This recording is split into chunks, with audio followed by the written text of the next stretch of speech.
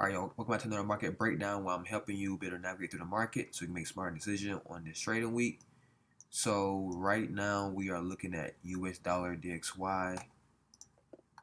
Like I told you from yesterday, as promised, I was gonna make a longer video on this week.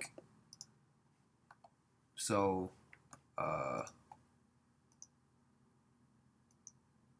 so far, obviously, like I told you before, this so far I'm actually looking for US dollar to be bullish.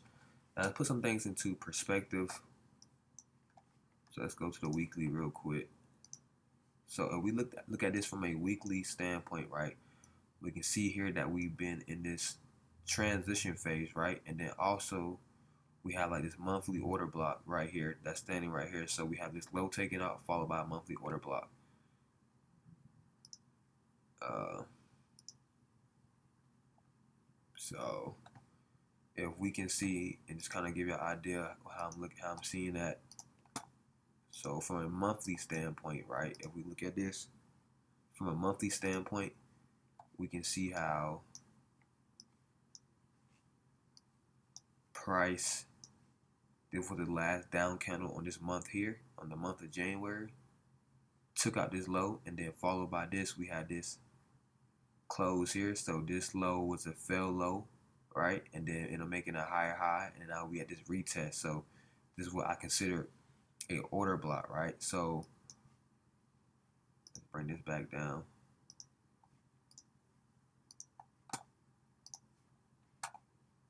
So if we look at this, right, go back to we in this transition phase now. So we're in this transition phase, right, where we've been going down for the longest, right? But we can see how price is rejecting off of these levels. So the previous week we did have a nice rejection. So what I'm hoping is to see this week push up, right? Because if you look, right, we had this down close candle, we had this high, and then this low of this candle, right? And then on the next week, it made it fell low, but also made it fell high. So what that tells me is that we in a transition, right? So if we can close bullish for this week, right, then that can give us a strong confirmation that we can be seeing price react off this level and continue going up going into next week. So, and then on the previous day, we can see how it hasn't opened yet. So yesterday we closed bullish. So on this day here, what today is the 28th. So yeah, we actually on this day already. So um, tomorrow should be So we closed bullish today, right? We closed bullish on today's day candle. So yesterday we ended up closing bearish, but you can see how price ended up pushing up, showing some rejections. And what I'm looking at, I don't really like how this candle had a rejection right here, how it pushed down at the end of the day. But I do like the fact that we was able to close above the previous day open. So this gave us a nice sign that we can be seeing um, going into tomorrow to be a bullish day is what I'm kind of expecting if it goes that way. If it does, that kind of plays out in my favor more. So on the 4 hour, we can kind of see how we kind of close bullish on the previous 4 hour candle, which is a good sign to see this kind of continue to push up. And if we look at the overall week, how the week going, kind of bring it back to that. We can see here where this is the high and low of the previous candle. We can see here that so far we have not breaking below this previous week low. So this is the low of the week so far, and it made a clear breaking structure. So we clearly had a clear breaking structure. So so far we're looking for DXY to be bullish.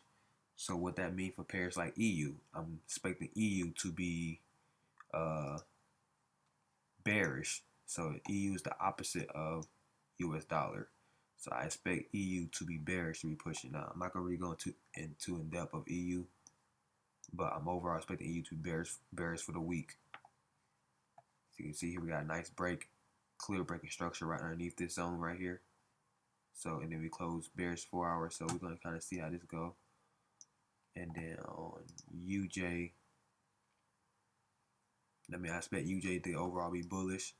So right now I am in a yen trade right now for a sell. So I'm on micro yen. I got an entry on micro yen, so actually entering on the my stop loss is way above here. I think my take profit is somewhere down this range. So if DXY can do what it's supposed to do, then I can expect. It's kind of weird because on regular yen, you can see here, yeah, we closed bearish previous 4 hours. So kind of see, so you can see here where we closed bearish. It's kind of choppy. It's not the best, but if we look at it from a structure standpoint, you can kind of see how it's like making nice lower lows. It's just kind of choppy with it. So let's see. But we kind of go back to the week. Now I can say it's going to be interesting to see if we can break below here, because you can kind of see here we're underneath this kind of resistance. But from a quarter standpoint, you can kind of see how price is kind of, we closed bearish the previous quarter. So I kind of want to see how we're going to be going into if we can continue to push. Let's see how the previous month did. I forgot about that. So these are, damn, why it's not working? So we look at the previous month, kind of focus on that real quick. So you can see here on the previous month, we also closed bearish, and you can see how so far for this month we still pushing down. So I'm kind of hoping for the rest of this month we continue to keep pushing down. Now I can't say we are towards the end of the month, so it's gonna be kind of interesting because we did have a nice huge rejection. So around this same time, so I don't know if it's gonna continue to hold. It just really depends on if US dollar can continue to show strength. So that's what I'm basing off of. A long US dollar can keep pushing down, then that can give us a nice push that this can continue to push down for the most part. Because for the most part, for the month, we have been, bearish. We got a nice downward moves. I want to see if we continue to push strong. So that's kind of where I'm at with this. But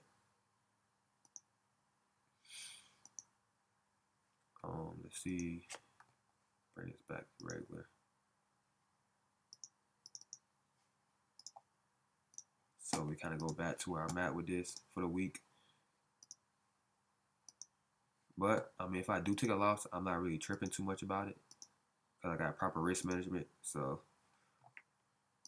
like I said, the goal is not to really try to avoid loss or try to catch home runs. You kind of want to try to be like consistent, Like alone, like your strategy is kind of you stay consistent with it, have proper risk management, then yeah, things can kind of do what it's supposed to do. So, and then let's see on gold. Like I said, gold, I'm kind of not really looking at this week, only because now you see gold is pushing down because you got yields going up like crazy. So you have yields rising up, and then if US dollar keep rising up, that can definitely make gold drop. So gold, I'm not really looking at. This would have been a good trade for this week. Price came up, made a clear break. That would have been a good trade for this week. But I wasn't really focused on gold for this week. So, but right now, yeah, we can expect gold to be dropping because, like I said, DXY still kind of been rising. But oh man, hold on. So that's not good. See, this is not good right here because we just had this open. So that's not good. So we end up. So I just opened the 4 hour on DXY. So we just closed. We closed bullish right here, right? So the expectation was to see this 4 hour push up, but we end up pushing this down. So, oh man. So I'm gonna go ahead. Let's see where this trade is at. I'm gonna go ahead and probably close this trade on yen because,